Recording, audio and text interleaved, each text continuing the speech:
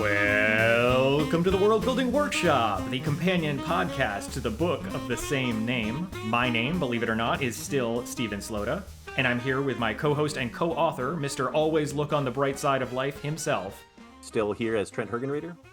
And today we're going to discuss Chapter 4, Collaboration and Community, which is our effort to explain group dynamics in anchored, inquiry-driven learning environments like the ones we've described in previous episodes.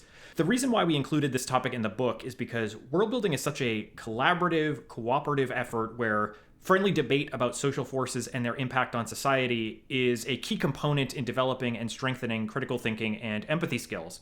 So we thought this could be a useful opportunity to define what we mean by the word community, how to seed and grow an ecosystem of co-learners, and why it's so important to understand a large, complex social organism like a classroom from a holistic point of view.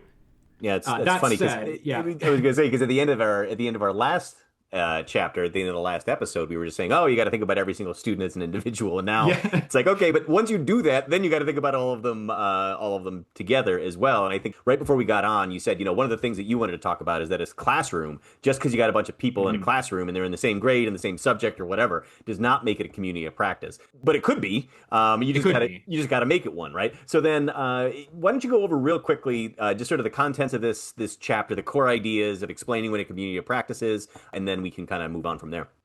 Yeah, so just for those of you who are unfamiliar or still reading through this chapter of the book, a community of practice is sort of a theoretical characterization from the writings of Jean Lave and Etienne Wenger in their 1991 book, Situated Learning, Legitimate Peripheral Participation. And what they did was observe a number of different groups in which learning sort of happens organically. You have all of these people in the same space or in a related space. They're talking to each other about the relevant domain content, whatever that happens to be. In the context of the book, there are actually a number of examples involving tailors, involving butchers, involving midwives. There are a number of communities that are unofficial domains. We wouldn't call them disciplines in a scholastic sense, but they did have essential characteristics in common. And those include things like the content, the thing that they're all interested in, the criteria that define whether you are in or out of the group, common objectives that are established by group members. So all of those people coming together and deciding for themselves, what is it that we share? What are we trying to achieve together? The roles of those members are fluid, and so they adopt different roles based on the group's need in a given moment. There is no fixed relationship necessarily between the person leading the organization or the group versus the person who just recently joined. You have expertise distributed across multiple community members, so there is no one person who owns the content or owns the knowledge and skills. And then finally, these shared behavior patterns and practices that emerge as a result of the community self-organizing. So when we say that a community of practice is not synonymous with a school classroom, this is why. School classrooms, as we mentioned in the previous two episodes, are often compulsory. You have students showing up because they have to, or because they're coerced to do that by some set of societal norms.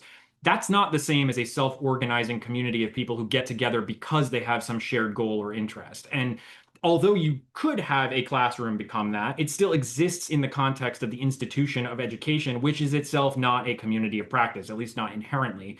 Could you build an environment, a scholastic or institutional environment where that is the case, where you have people self-organizing? Of course. But that's not what we do, at least not with formal higher education, formal K-12, formal corporate training. All of those environments are sort of imposed on people. So the next best thing you can do as an individual educator or an individual instructor is try to organize your learners such that that emerges in the context of the classroom as best as possible. Now, I had mentioned very, very briefly at the end of the last episode, what we really want to shoot for is the instructor becoming a co-learner among co-learners. That's the reason why. Because in a community of practice, there is no central figure who is dictating to the rest of the community, this is what you must know, this is how you do this task, this is what we value, this is our goal. It is a largely small d democratic process by which the community decides collectively, what are we aiming to achieve and what are the things that matter to us. When we're thinking about world building as a collaborative exercise, communities of practice are a nice fit as a framework to talk about what that enterprise could or should look like. You want all of the learners and the instructor to operate as nodes in that ecosystem who all have different strengths and weaknesses or strengths and deficits that can play off of each other. It's not to put the instructor at the center of this project and say they are the one who gets the final say on what a world is or isn't, or they are the one who gets the final say on what social force has preeminence over the others. That's a decision that's made collectively by the group. And what the group does with that world building or that world modeling exercise is also up to the group. So even though you might plan to do a simulation or you might plan to do a role play, you might find that the learners in your classroom or in your instructional environment have interests or are engaged by different things than you expected. And as a result, the project can take on a life of its own, independent of whatever the instructor intended. So when we talk about communities of practice, and we're essentially arguing that this is a good way to organize your classroom or your instructional environment, it's not to say that we think you can just force a community of practice into existence, but you can create conditions that allow for it to emerge organically. And if you're able to do that, even if it's asymptotically approaching what a real quote unquote community of practice is, you will have better results than if you try to impose the world building project onto a group of learners who did not come in there by choice, who did not have a say in how they did this project, who did not have an opportunity to communicate with each other, to collaborate on what the world building exercise should look like, and then self-organize around goals. Do you think that makes sense, Trent, from your perspective as somebody who's done this? Absolutely. And I think that that's where too, when I've been doing, I'm a little bit different because in a creative writing class, it doesn't really matter where the students take their world building projects, but it literally is. Like I was talking about this yesterday with you about teaching research writing, is that when I was in grad school and teaching research writing, I would require the students to come up with their own topics that they wanted to research because then they don't have anyone to blame, right? And it's the same thing. It's the same thing with the world building project. If your world building project feels dumb and, like it's, why are we even doing this? Well, you're the one who picked it. You're the one who started it, right? And that like literally never happens. There can be one person in the group who maybe isn't jiving with the world. You know what I mean? Like they're not thrilled about it because they didn't get their enough of their input in there. But it's one of those things that, yeah, like you said, if the project is taking on an interesting life of its own or going off in different directions, this is where, as long as you and as the instructor understand the learning outcomes that need to be achieved by the end of the class, right? Again, this is why you need to have somebody in the room who is sort of managing and watching. But if you're thinking about, okay, what really am I trying to teach these students, or what do I want them to take away from this class? That should be able to take a lot of different forms, right? And that's where it's really empowering for the students to be like, wait a minute, we're the ones driving the bus, right? You know what I mean? Like we can kind of go, we know what the final destination is, but the route we take is, the final destination would be the thing that everybody is agreeing on. This is what we're trying to get to. But the route by which you get there may be different from semester to semester, or even from class to class. And that, as an educator, that can be frightening if you've never done it before. But this is where, if you want your students to like engage and interact, you know what I mean? That's what you kind of have to do, because otherwise, the minute that you evoke that I'm the expert, I know more than you, then that's when all of them will sort of just, it must be human nature, will then sort of like go back to, oh, well, I'm in a passive spot, right? Like I just need to, either I need, the other thing too that you'll likely see a lot if you try and do this is the students who want to pretend that they're taking charge, but really what they want is just a constant stream of instructions from you about how to do it, what to do it, what's the right way, what's my grade going to be, all those kind of things. And really, I mean, this is one of those things that I'm sure your mileage will vary just based on your sort of pedagogical approach and personality or whatever, that I'm always like, look, that's your job. You've got to figure these things out.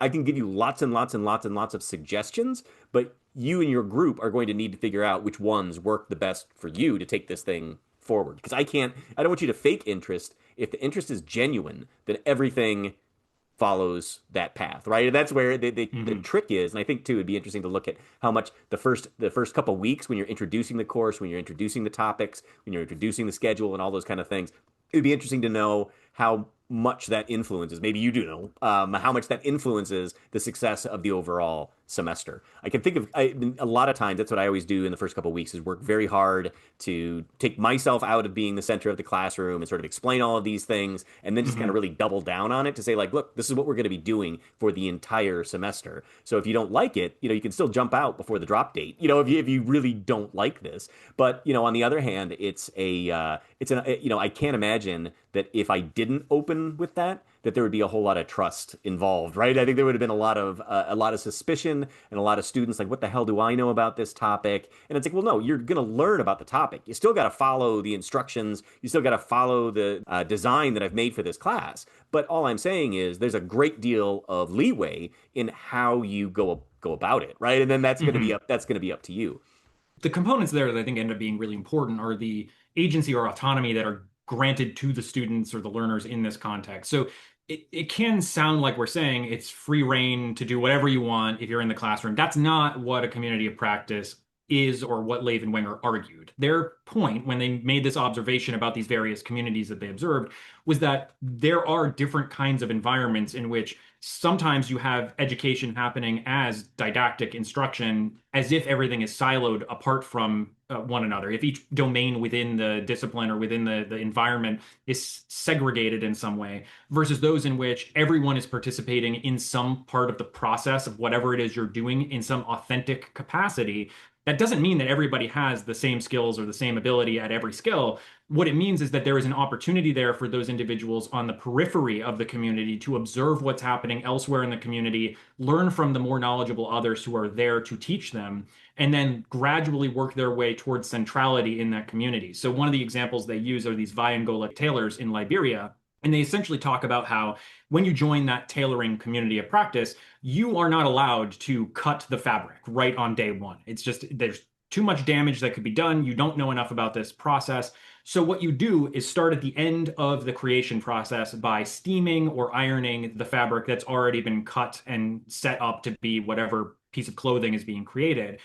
In that role, you are in the same environmental space as the other people participating in every other part of the process, and your social relationships with them allow for you to ask questions, allow for you to observe what they're doing, and gradually, you might say through osmosis, although I don't like that terminology, but you might argue that yeah, over time, you gradually figure out what's going on. And there are a lot of other domains where this is true. So there's a clip I used to show my students of Gordon Ramsay, the world famous Michelin star chef, going to work in a sushi restaurant. Now, Gordon Ramsay had no experience working in a sushi restaurant. He then goes to wash rice with a couple of folks who had been there. The people who have been washing rice have done so for months or years as their contribution to that community. And through the process of washing rice, or if you're one of those Viangola tailors who is just steaming and ironing, you are getting to know what does the process look like from a holistic perspective, and then gradually gaining the skills and trust of other community members to take on greater responsibility in that space until gradually you become the mentor to somebody else and then start doing some other part of the process. They contrast this in the book Situated Learning with a butcher shop, where you have all the parts of the process contained in the same building, but they are all segregated from each other. So the person who's doing the slaughtering is separate from the person who's doing the cutting, which is separate from the person who cleans the meat, which is separate from the person who sells the meat. So the cashier is never interacting with the person at the slaughterhouse level. They might be aware of one another's jobs, but they're not actually participating in some authentic way in that process together as a shared communal exercise. So what we're arguing for here is that when you set up your classroom, when you start working on a world building project, you want to make sure that the entire process is transparent across every learner in the group. So when we had said previously, you need to think about every student as an individual, that stays true. Yeah. It's just that you're thinking about how can I create as transparent and flexible a process by which all of my learners can see what the others are doing and then ask good questions or participate in a way that makes sense based on their skill set and gradually get to know those more knowledgeable others who can inform or impart expertise on them. And again, this does not have to come from the instructor. The instructor is just one node in this entire chain. It can be that a learner is coming in with a lot of knowledge about something. I think a lot about the number of students I've had who, for instance, had a lot of expertise or knowledge about kites and how to fly kites and the different kinds of kites that exist. Or maybe they know a lot about trains, or maybe they know a lot about insert your special interest here, right? They are going to be the expert in the room on that specific topic as part of the world building project. And they can impart their knowledge and expertise onto other people as part of the world building conversation that happens. So again, communities of practice are not something that generally you can just cause to exist. They have to self-organize. This is actually the same reason why we use the example of termite mounds being built in that chapter in the book, is because it is a self-organizing system or an autocatakinetic system, if you want to get specific. I do. And the reason why we use that example is because of the fact that it happens as a result of whether or not an individual termite decides that's what they need to do. So just as a quick redux, termites, when they're flying around the savannah or flying around the desert, will deposit their waste that they produce as a result of eating. They deposit that waste, and it comes equipped with a bunch of pheromones that attract other termites. And those termites gradually aggregate around where the piles of waste are. And as that pile grows, the termite population grows, which then becomes a nest of termites that then sends out drones to go and set up new hives elsewhere. That's kind of what we're talking about here. And that's not to diminish human agency or autonomy in the context of what we do. Humans are obviously much more complex organisms with different kinds of goals that operate on a different ontological descent. And the reason why we find that metaphor, that analogy useful is purely because of the fact that it acknowledges that even if you are an individual in the group has its own level of autonomy. And I think that can be confusing to people to basically say that an individual cell in a larger organism is itself autonomous, even though the larger organism is deciding what the body does. But that's essentially what happens here. You can see the same thing, and there's a lot of research in ecological psychology about this with respect to slime molds, where an individual cell of a slime mold will gravitate toward or move toward sustenance, find whatever it's going to eat in the environment.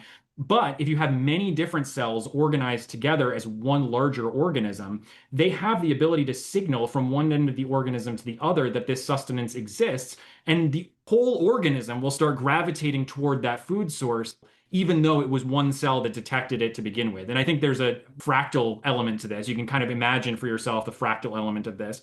Now, communities of practice are similar, where you can have those individual cells or nodes as individual people, and then the larger organism of the class or of the group will start to gravitate in particular ways, depending on what sensory or perceptual activity has happened on the part of an individual. And that would be where the expertise of an individual might drive the behavior of the larger group, which goes back to what you were saying with the shared goal, but varying pathways. We end up determining the pathway in the moment as a result of individual actions within the larger organism. Yeah. That's probably too complicated a way to talk about it, but I think that it does a nice job of illustrating that the world building process is not only, as we've said, messy and complicated, but also driven by the individuals in that space, even if we all have the same goal of putting together some model of the world we're trying to analyze. Yeah, and I was going to talk for a second about sort of where I came in with creative writing pedagogy and started learning a little bit about what works and what doesn't and why. And it was sort of funny because coming at this from two different angles, from the games and learning community, which is more about general sort of kinds of education, versus writing instruction, which is more from the writing studies sort of background. But yeah, I hate to deviate too far from termite excrement and slime molds and get into creative writing. But I just think that this is one of these things too, in which there are a lot of people within the creative writing community who I don't even think understand what I'm just going to say. I've written on it a little bit because I think it's important to understand that the creative writing workshop, if you're listening to this and you've taken a creative writing workshop at any point, K through 12 or in college or whatever, by far the most common thing is you've got a group of people, 15 people or something like that. Everybody writes a story. Maybe you read a story, as like an expert example of craft or whatever. Talk about what makes it work or what makes it not work, or whatever, what its failings might be or what the perceived failings are. And right off the bat, even if you're doing that, so if you pass around a short story that has won awards or whatever, there are going to be different people taking away different things. And this is exactly why we talk about literature. It's like what did you interpret from this? But then when you get into the sort of production mode, everybody writes usually one or two stories, usually two stories over the course of the semester, and then you take turns in, on Tuesday, we're going to read Trent's and Steve's stories, and then we're going to give feedback, and then on Thursday we'll do Kevin and Rogers or whatever, right? So you just kind of, you just kind of keep going through. And the idea behind it is that you learn about your own writing through critiquing other people's writing. And it's like, the thing that I think too, like going back, even what we were talking about with puritanical roots of education that were then taken over by sort of like the assembly line, industrial revolution. I think it's really easy to sit back and be like, those people were all so dumb and they didn't know what they were doing or whatever, right? But I think it's more just the case that people do what seems to work in the moment. And it only after generations have gone by do we go back and look at that. That's when I'm going to be talking about the creative writing workshop and where this model that is still so common came from. It's not that the people who started this were evil and mean and small-minded, and whatever. It's like, well, we've just got this project. And I think, and this is where, for me, because this is my area, I think it's super interesting. So the idea was in the 1930s at the Iowa Writers Workshop, which is still one of probably the most famous single writers workshop in an MFA program in the world. said, okay, what we're going to do is set aside some time for serious writers who are going to be led by an expert instructor, and they will come together and then they will produce, interesting work. Wouldn't that be fantastic, right? And this is something that is now really being pushed against, that this was the workshop model. One of the reasons that this spread throughout the United States. So first of all, creative writing is still not taught around the world in different universities and different K through 12 kind of environments. It is the institutionalization of creative writing happened in the United States first, which is why this is the model that seems to have proliferated. But one of the things that's sort of funny about this is it's an MFA program. At that point, I believe it was a couple years. I may be wrong about that, but I believe it was like the 2-year kind of thing. But there's no pedagogy. There's no learning theory. There's nothing about that. It's just purely you're going to write creative work. You're going to critique creative work. And then the idea was that, there's these New York publishers that want a certain kind of work. So how can we bring these people together to produce this kind of work, right? So it's without them really even knowing what's going on. This is what you get, is a bunch of people who have self-selected. It is elite. They had very, strict admissions requirements and things like that. They're all trying to accomplish more or less the same thing. Literary publishing in a small group of people who have a specific set of tastes, right? So if you want to write for New York publishers, if you want to get your stuff published in the New Yorker, whatever it is, then you need to know what the New Yorker is. It helps if the other people in the room know what the New Yorker is, what kind of things. They're not going to go for, deep space science fiction at the New Yorker, right? So the people in the room will know that. But the thing that's sort of funny is once Iowa started becoming a success, and it was successful almost out of the gate, then those graduates needed some place to go. And, universities have always been a great place for writers to find a place that'll pay the bills pretty regularly, right? So then they set up their creative writing programs, and this is all happening. We got a big boom after World War II, and again during Vietnam, and the number of universities that are founded and growing. Right, so we've got higher education that's growing hand over fist in the second half of the 20th century, and a lot of the people that are setting up creative writing programs are either coming from Iowa or coming from similar programs, MFA programs, and they're just replicating what they learned. Right, which is something that I think we talked about last time. That's the way a lot of people do it. Right, so as the years go on, and especially when we get into the 90s, 2000s, and then when I started doing this sort of research, it's like the creative writing, in my own experience too, if you remember, was me going in and being like, oh, I'm just going to do this thing that is the tried and true way of teaching creative writing. And it was a disaster. The students didn't like it. I didn't like it, right? And there are a couple different options for you, one of which is to think your students are illiterate and bemoan the, culture has slid back because of video games and schlocky TV, and all those other kind of things. And then the other thing would be to think, okay, what is going on here, right? Like, why isn't this working? And it's specifically because if you think about the way that you've got an undergraduate program, an undergraduate creative writing program, students are coming from all over the university, right? And we do not have a publishing center that is centered on New York City and a handful of elite literary magazines, right? So if we go back and think about Iowa in the 1930s, select group of people with vetting that have a very specific thing that they're trying to do, get literarily published, right? So that model works really well for those people. And if that's what you've got, it still works really well. I think I mentioned earlier in one of the episodes as well that I went to the Clarion Writers Workshop, and that is exactly how the Clarion Writers Workshop works. It is for science fiction, fantasy, and horror. They have a criteria by which you are screened. They don't just allow anybody in. You need to have some talent, some ability. The people who go tend to know about the big science fiction, fantasy, and horror publishers, and they can give really good quality feedback.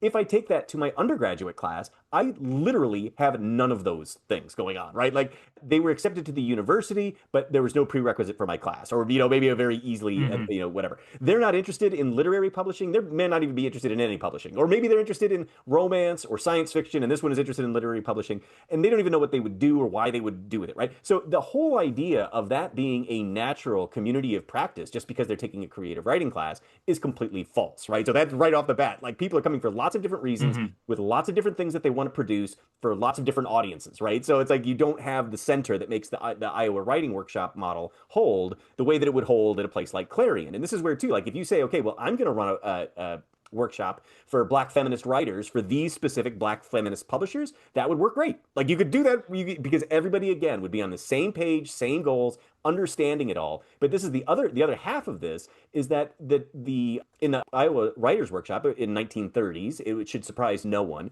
predominantly male, predominantly white, predominantly heterosexual, predominantly middle class concerns, right? And that's what New York was publishing at that time. Well, now we've got people from all over the world speaking different languages, coming from different cultures in these classrooms. So all of these assumptions about, and this is where going back to like what is good literary writing, what is, good writing, all these kind of things. It's really baked into a lot of these assumptions that were made when these institutions were founded and growing, and it was predominantly white men who were making all of those calls. So then you have to ask yourself, okay, well, is this genuinely, in sort of like a Plato's world of forms, is this what makes for good writing? Or is this what makes for good writing through the lens of what people in the 1930s thought good writing was, right? So it gets a lot more complex. And this is where, for me as an individual, as an instructor, it's like, I don't want to employ a model that is not going to work because none of the criteria are being met, or very, very few of the criteria are being met for a community of practice, when I could just say, okay, this semester, what we're going to be doing is you're going to be building two worlds in groups. One of them is going to be science fiction. The other one is going to be fantasy. Like that's the community of practice part, right? Where it's like, that is what you will be doing. And I'm going to give you the steps by which you will facilitate the discussion, and all these other kind of things. And I've been doing it for a long time, so it works. And it's just one of those things that by the time we get a couple classes in, that becomes their project, that becomes their world, and I don't need to do much besides walk around the room and just kind of check in with, see how people are going, right? It takes on a life of its own because it's all intrinsically motivated, right? They've caught the germ of what it is that they want to do. They understand enough how to do it, and I'm there to provide my sort of expert advice, not, in terms of not what is a good world or a bad world, but like, oh, if you're having a problem with this, maybe look at this historical example or whatever, because and this is weird too, like, the other part too, when you were saying when you're the instructor and it's like, you're going to be co-learning, it can get really to this sort of hippie extreme where it's like, hey man, I'm okay and you're okay, and just because I'm the professor, it doesn't mean I know anymore. And it's like, well, of course I know, I'm twice as old as all of these students, if not more than twice as old of all, got my PhD, I've done tons and tons of research or whatever. So I have a lot to bring to that conversation, but it's just that I have a lot of different things that I can bring to that conversation, lots of different advice that I can give, lots of different examples I can share, with none of them being absolutely correct, the one right way that you must learn and replicate for yourself, right? So again, it's funny because when you hear and when you read this kind of theory, this learning theory, like my initial reaction was to resist that. Like when I was taking my teaching college composition class, it was to resist it. Well, I'm the expert. I know this stuff, right? And it doesn't take very long for me to be in the practice of teaching to realize that it doesn't work like that at all. And then you start reading about, scholarship that says, well, we should be trying this, we should be trying this, or you should be, decentering or whatever. And then you do those things. And hey, lo and behold, the students are more engaged. They still are meeting. And this goes back to what we were saying last time. It's still rigorous. They're still meeting all of the requirements, right? They could not do this without me in the room setting up the instructional design component to be there, to give them support, to give them sort of the just-in-time help, all those kinds of things. It's like if you take all the sort of ed psych theory buzzwords out of it,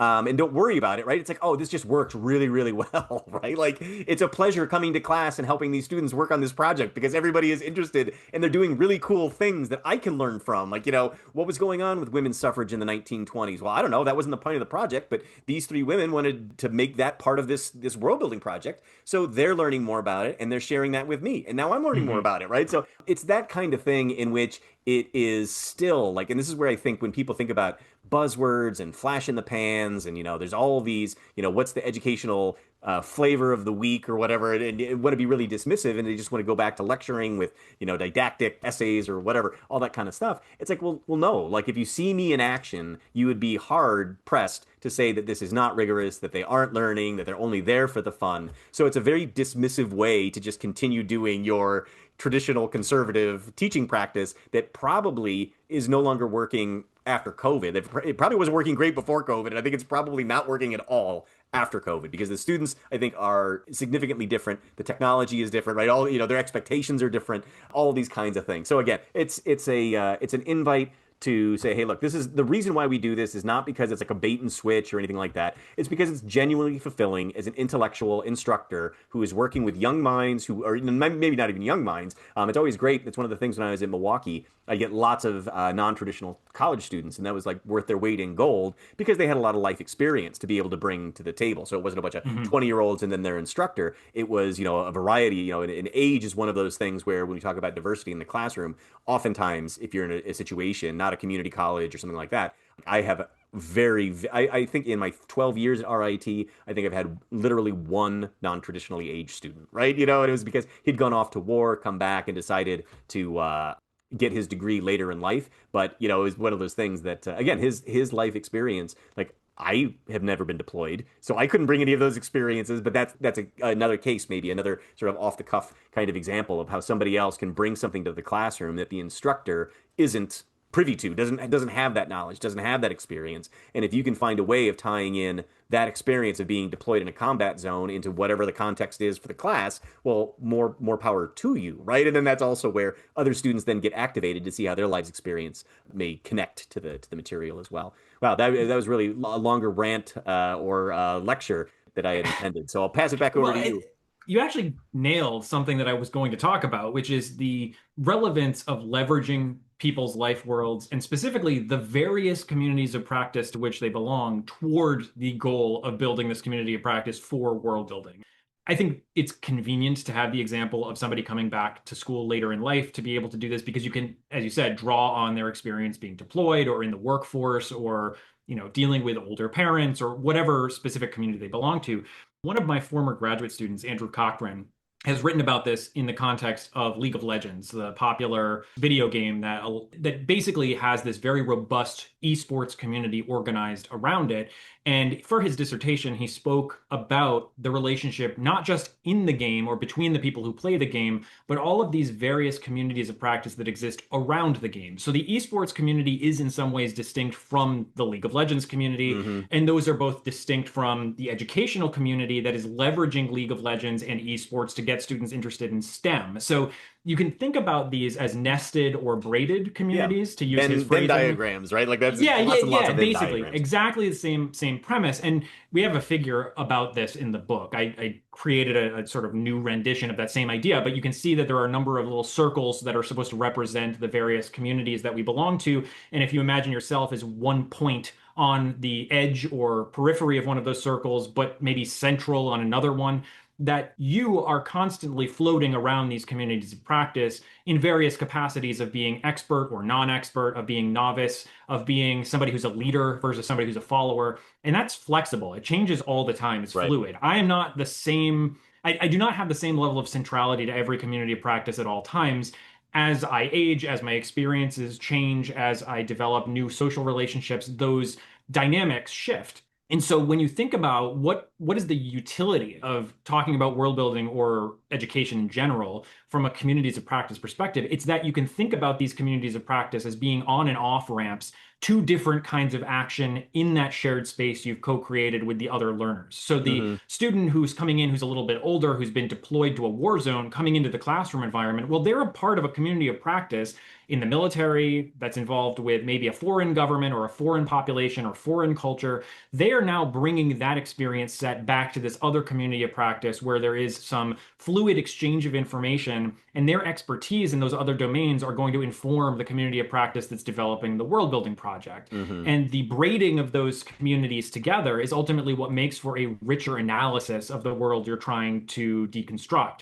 So when we talk about like deconstructing Orwell's 1984 or The Handmaid's Tale or whatever book you might do in a literary environment, it's not to say that you want to isolate your community of practice from the outside world and focus only on what that specific community is doing, but instead think about all the different points of contact between all the different communities of practice to which all of your learners and yourself as the instructor belong, and how those things sort of synthesize at this one shared point of contact, which is the class or is the world building group, to create something novel that couldn't be created by any other group. Yeah, and I think, yeah, go ahead. No, finish the idea.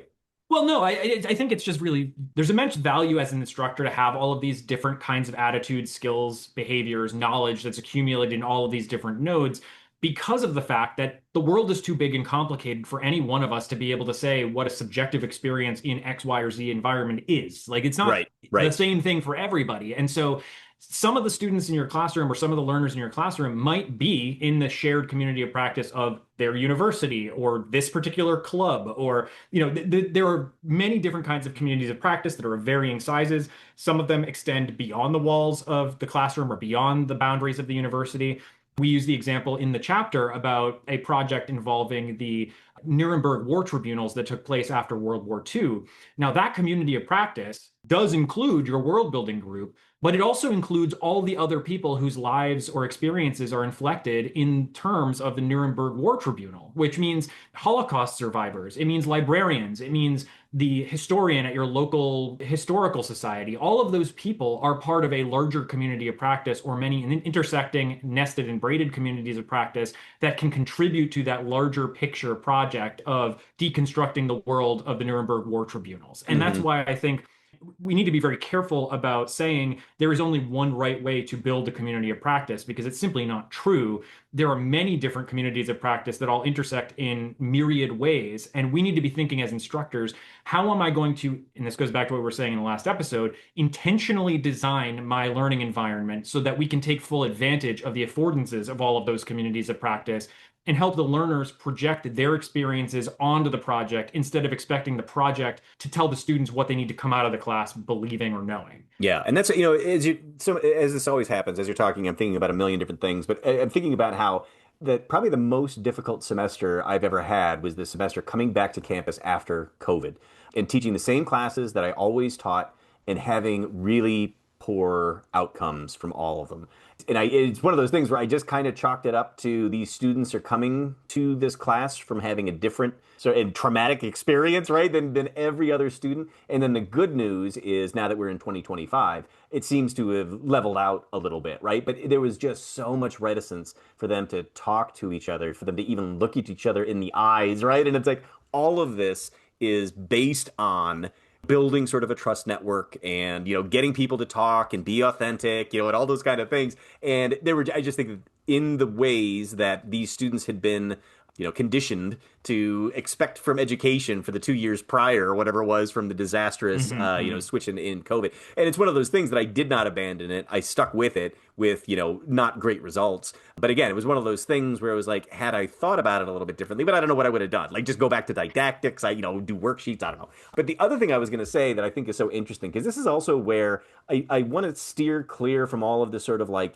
this is woke, this is politically correct, but it's just much more, if you think about the ways that we all exist in the world and we're moving between all these different communities and we're wearing different hats or playing different roles. Like, I was just thinking, if I see a friend in a professional context, we may joke around a little bit, but pretty quickly we'll fall into whatever the roles are that we need to be having, right, to be professionals or whatever it is, right? And we're doing that kind of stuff all the time. And it's just kind of, as you were talking too, I'm thinking, man, it is, when you really stop and think about what is going on in the heads of a group of people that are in a room studying cell biology or whatever it is, right? Like, it's like kind of astounding, the level of complexity of all the different things that could be going on. But the other thing, too, that has really heightened my awareness, you said last time that everybody should have an IEP, like an individualized educational plan, because we're all a little different. And I think one of the things, too, that especially as my own understandings of what we mean by diversity have grown over the years, so much of it is visible versus invisible, right? So it's like, if I'm looking at the classroom, I can pick out people from different races based on skin tone, or at least make a pretty good assumption about who may be of what different races, or if people wearing different jewelry that shows their religious affiliations, right? Those kinds of things. But then at RIT, they've got a very large deaf population. And this is the first time I'd never had any deaf students. And now I regularly have deaf students. And it's been fascinating to see how just having some deaf students or students who are hard of hearing changes the dynamic of the ways that, we communicate in the class, all these kinds of things. And then you start thinking about, well, wait a minute.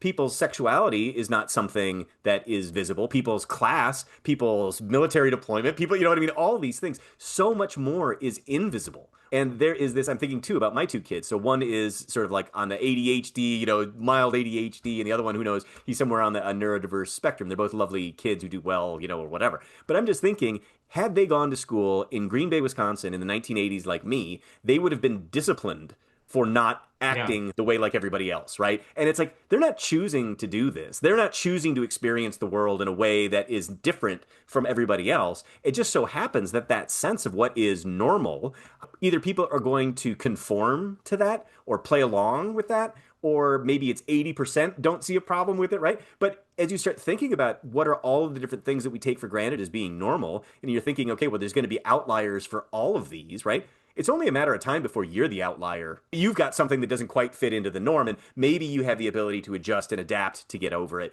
But other times you don't, right? Like it's something that you physically cannot handle, or if you've got a physical disability, that was another one too. Physical disability, you see somebody in a wheelchair, and you're like, okay, I'm going to assume that they're unable to walk or something like that. But how many disabilities do we have that are just different ways of interacting? They're not even really deficits, color blindness or other things, right? That you would not know, you would not be privy to that information. You would never know, right, until you had some sort of feedback or input or something like that. And a lot of times, none of that stuff is your business as an instructor either. But this is where if you build a space in which people are talking to each other and they're authentic, or what at least they perceive to be their authentic experiences, having value, right? Well, it's like, hey, I'm gonna show you a little bit about who I am and what I believe, right? And I talk about my family and my kids, and my dog and all that stuff, where I go on vacation. I talk about all this stuff with my students, and it makes them see me as a human being, not just the instructor who is the one who has the information.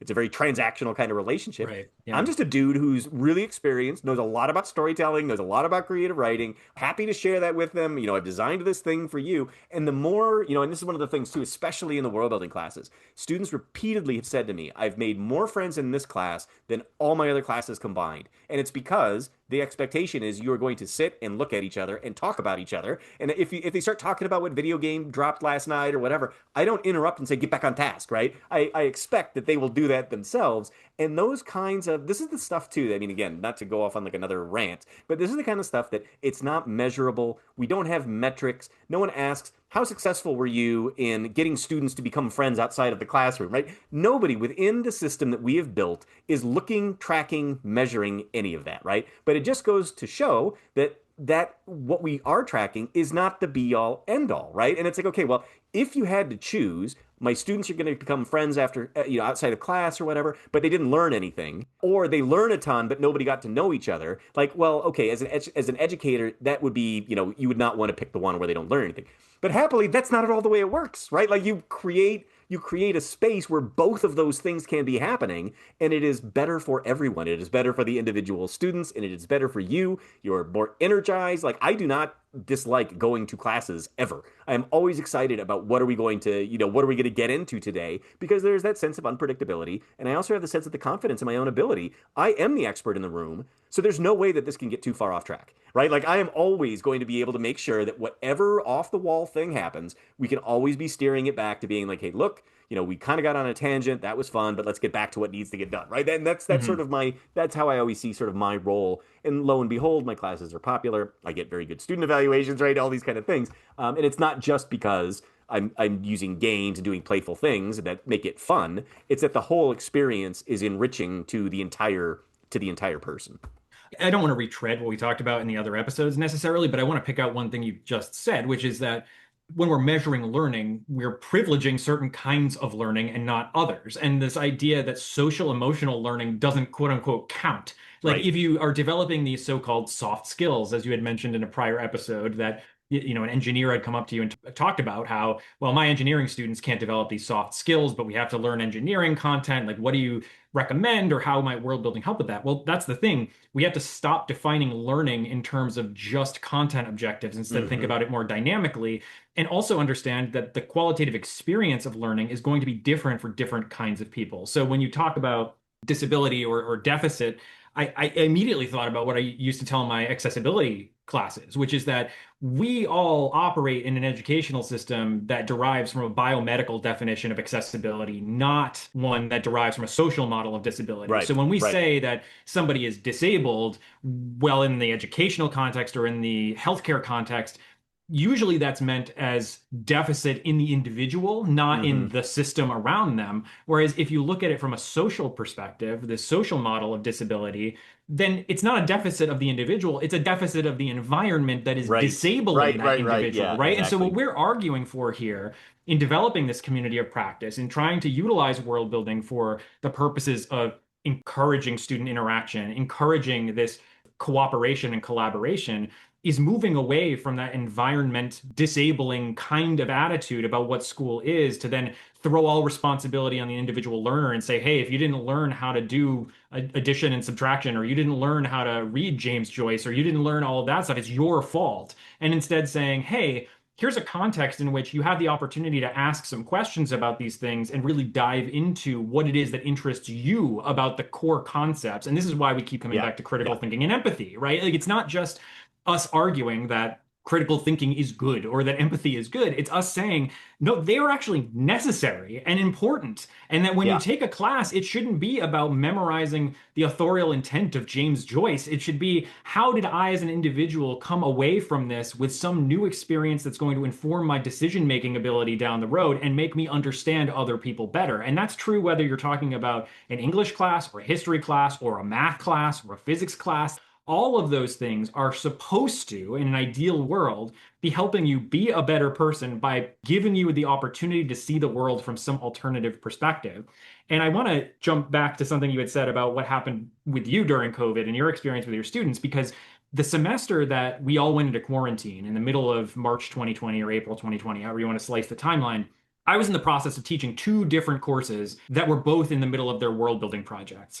What I ended up doing was making the executive decision as sort of the leader of those classes to say, hey, we're actually going to synthesize what one world building group is doing with the other. One of those groups was all graduate students who were in-service educators coming back to get a master's degree. The other group was all undergraduate students who were in the design program. So very different original goals for taking the course. The former was all focused on, how do I become a technology coordinator for my school district? The latter was all focused on, how do I become a game designer or an interactive storyteller?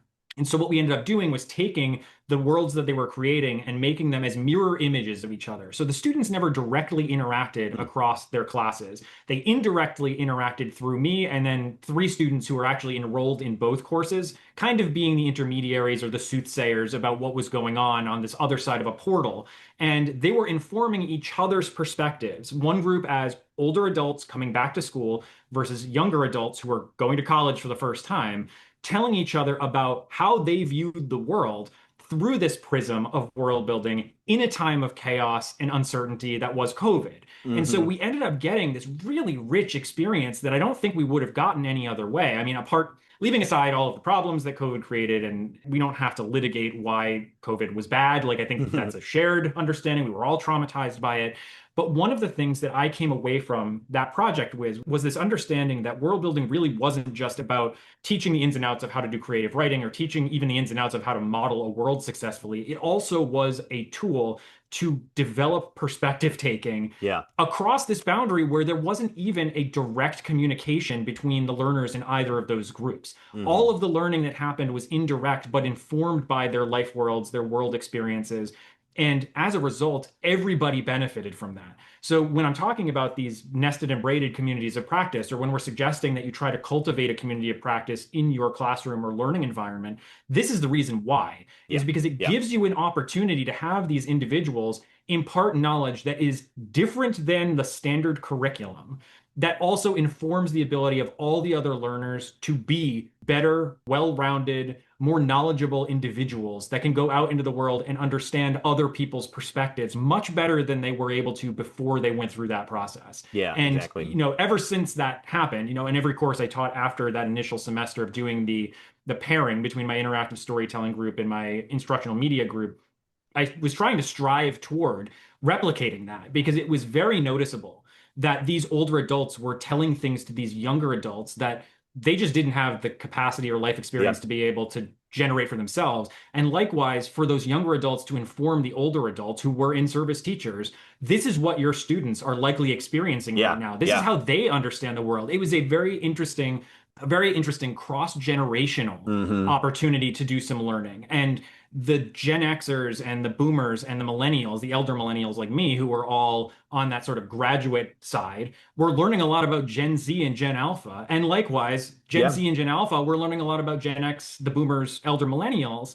And as a result, the worlds they ended up creating were richer. And that richness came through when at the end of the semester, everybody had to produce they either created some sort of artistic project where they made a graphic novel or they wrote some sort of long form wiki that explained what was going on in the world. Some of them made digital media experiences like video games. Some of them wrote curricula of their own that were focused on the world building experience itself. For instance, I had a kindergarten teacher who created something akin to the little world of Richard Scarry as a result of this. And it's like, all of those things were informed or infused with information that they never would have gotten if not for the fact that they were doing this cross-course communication as a result of blending those various communities of practice. And I can understand that somebody listening to this probably thinks that we're full of it. Like there's just that, how could you really know that this stuff was working? How could you really know that these students were learning or that these communities of practice were functioning in tandem like this? And it becomes apparent not just through the one-on-one conversations you have with those learners when, as you pointed out last time,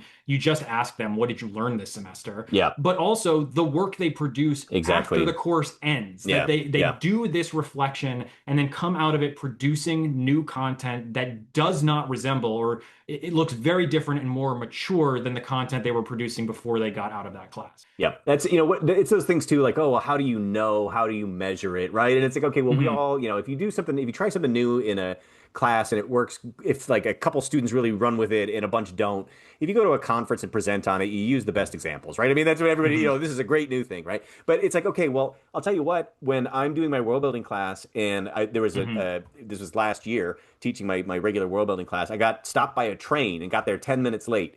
Everybody was there. Everybody was in their group. Everybody was working. So it's like, okay, like I don't even need to be here because they are so motivated that they did not wait around to see like, oh, like they know what they needed to do. They went and did it, right? Or the idea too that when I say, hey, we got 2 minutes left and you hear a bunch of groans go up around the room, right? Like, oh man, we were just getting into the good stuff. It's like, okay, like how many times does that happen in a lecture where you're like, oh, I only got 2 minutes and everyone, there's an audible groan from everybody in the room that the class is ending. So, I mean, that's where I don't know. Sure, give me a social scientist to go study that. You know what I mean? But it's like that to me speaks, having been in classrooms where I'm also being like, oh my God, when is this going to end? Because I'm gonna, I'm gonna fall asleep or turn into a pile of sludge. I just got to make it through the next 10 minutes, right? We've all had that experience. So there is something to the anecdotal aspect of this that it's like, hey, I've been doing this for a long time. The results are pretty consistent. It's engaging for students. They like it, and they learn lots of good stuff. Well, and a lot of it too. I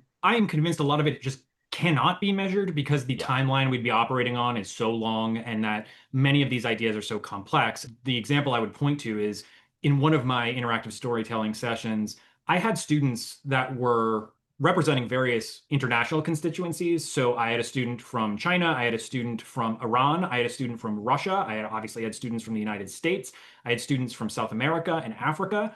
That was an opportunity for them to lean into these various communities they belong to and inform others about geopolitics in a way that having a conversation or a debate about some policy never could. So if we're modeling the world of Iran, the United States, China, and Russia, what are those students from their respective communities going to notice about their own cultures versus the one they're visiting or participating in that is foreign to them? How are they going to come to some shared understanding of their humanity across those boundaries? And frankly, the takeaway, I think, for everybody in that session, and again, this is another one of those things you can't really easily measure, was that actually we have a lot more in common than we have that separates us, or that there's actually a lot that undergirds the politics of all of these places that we can all understand and talk about independent of whatever my specific cultural food preference is. Like there's a lot of ways to divide up the way we understand the world around us.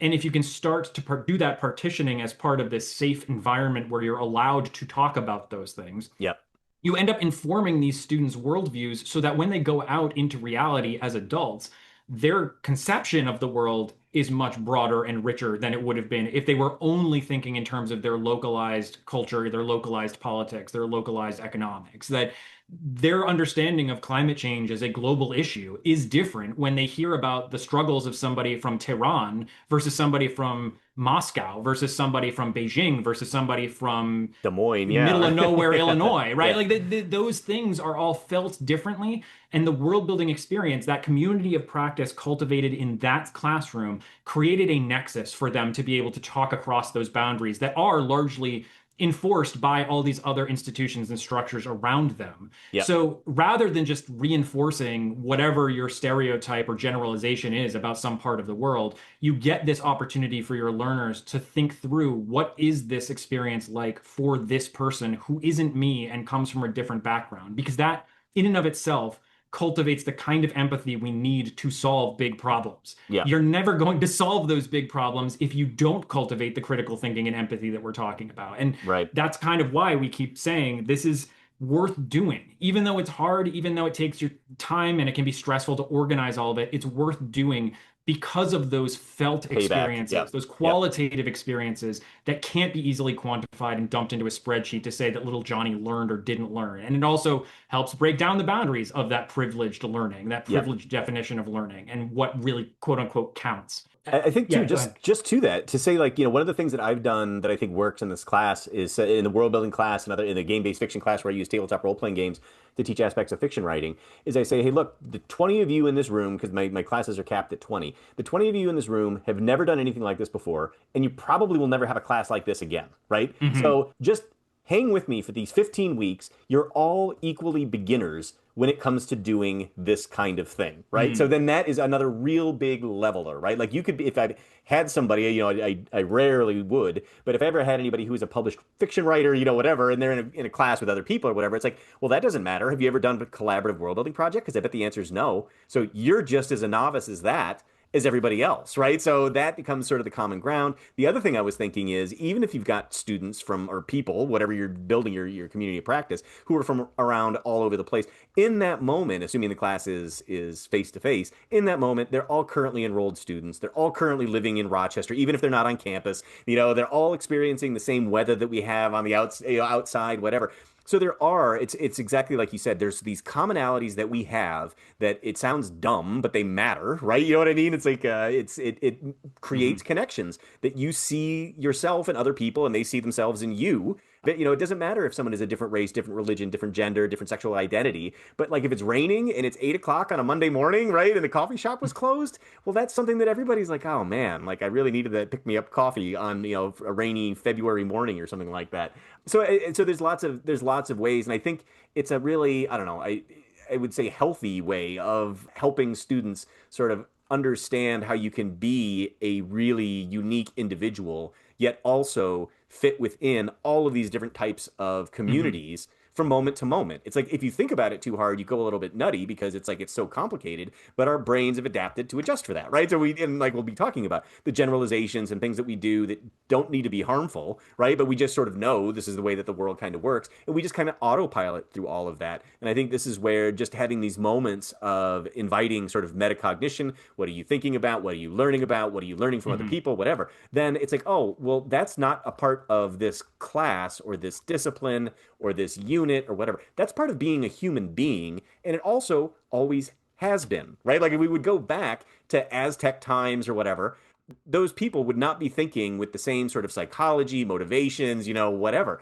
But they're still human beings. And if you were to go back and study how they organize, the other thing I was going to say about this sort of organization is that culturally different, we know more about science and psychology, but human beings are still human beings, right? And we always have been and always will be. But the thing too that I think about, and this has gotten me in trouble so many times over the course of my life, is when I've started new jobs and someone's like, well, we got to do this way. Well, why are we doing it this way? Is the first question I always want to ask. Why are we doing it this way? And I think there is this assumption that amongst a lot of people that if that's the way we're doing it, it must be the right way, the best way, the only way. And it's like, no, it's because in 1984, an accountant named Linda made this process, right? And that's why we're doing it 20 years later, not because it was the best, but because that's what that one person needed in that moment in time.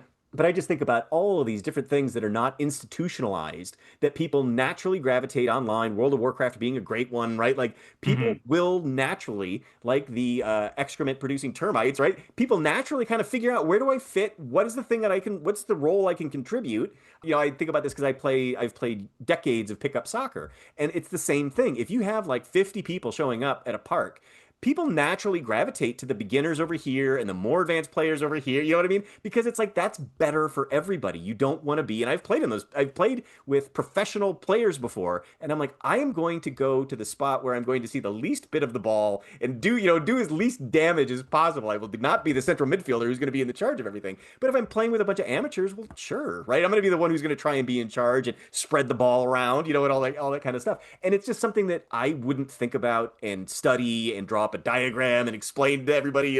It's just like this is just the way that humans naturally gravitate. And then, it's fulfilling. And I guess that's maybe that we should probably be getting to the end here, but that's one of those things where that whole social emotional part, if it's fulfilling, you will feel good about it and you will want to do that more. And we need to find ways to get away from the education as deficit. You don't know this and therefore you are dumb, or you took this this is assessment coming next. You took this test and you bombed it, so you must be stupid, or you're not cut out for this, or whatever it is, right? Like, all of that is so counterproductive in so many ways, whereas as opposed to, hey, try this thing, you did the thing worked out well, how about we do that again and let's make it a little bit harder, or let's change the context a little bit, right? Like, that's the way we actually learn when we're not in an institutionalized setting with an expert in front of us, right? But when it's like everything that we know about how human beings actually act and behave gets thrown out the window the minute that you walk through, in this case, a classroom and sit down in a chair and I'm the student, you're the instructor. We all know how these roles go, right? And I'm passive and you're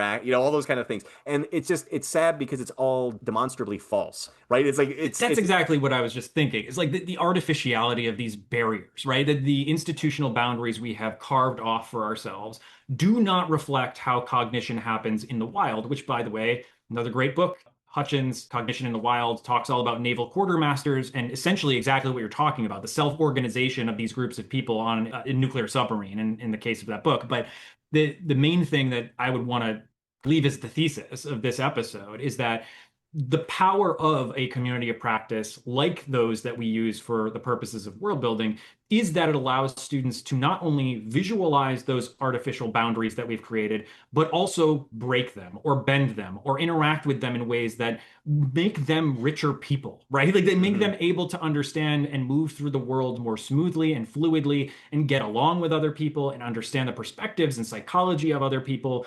And you don't need terminology. You don't need a formal education in psychology to be able to understand these things. The process that we have developed and then employed in our own classes has proven to be both useful for structuring students' sense of reality and also useful for helping those students deconstruct their reality and try to create something new so that they have some actionable outcome associated with the process. And to circle back to where we started, that's kind of the point of a community of practice, is to organize around some shared sense of purpose and then do something in the world based on that shared sense of purpose. On that note, I guess we should qualify. The next thing we're going to talk about is assessment and how do you measure this stuff and under what circumstances do you measure it? So again, we're kind of in this situation where we're saying, no, don't worry about that thing. It's not important. But also we're going to talk about that thing and why it's kind of important and how you do it. So the next time around, we'll talk about the differences between alphanumeric and standards-based grading. We'll talk about one-on-one conferencing and why it's really important to ask students to go meta on their learning, and then how world building facilitates that assessment process for both the learners and the instructor, and not just for the individual, but for the group. And that there are kinds of assessment that you can utilize that examine what did the individual learn as well as what did they and their teammates learn. So I look forward to our next conversation, and hopefully those of you listening haven't tuned out completely as we have continued to jaw at you. But I really do think that the more educators, the more instructors out there, the more designers out there who think about these things, the more interesting kinds of educational experiences will get created. And I really do look forward to hearing from folks about what you found in these conversations that ultimately ended up informing your perception of what education is and can be. Yeah, the funny thing is, maybe we'll end on this point, unless you want to get another one in, is that no one's going to have listened this far or been interested in this book or interested in this topic. It's not like anyone's going to be forced to be doing any of the, if you're listening right now, I hope no one forced you into listening to it. So there is that sort of sense of self-selection, and maybe this, the listening audience, if we have one, is a community of practice as well. So that's a great point. I like that as an ending. We are our own community of practice in the end. There we go. All right. Well, great. Well, let's do it again soon. Yeah. Thank you so much. All right. Take it easy. The Worldbuilding Workshop podcast is a production of Trent Hergenrader and Steven Slota. Our theme song, Stompin' at Midnight, is a copyright-free Creative Commons production created by composer Kevin MacLeod. The show is mixed and edited by Steven Slota.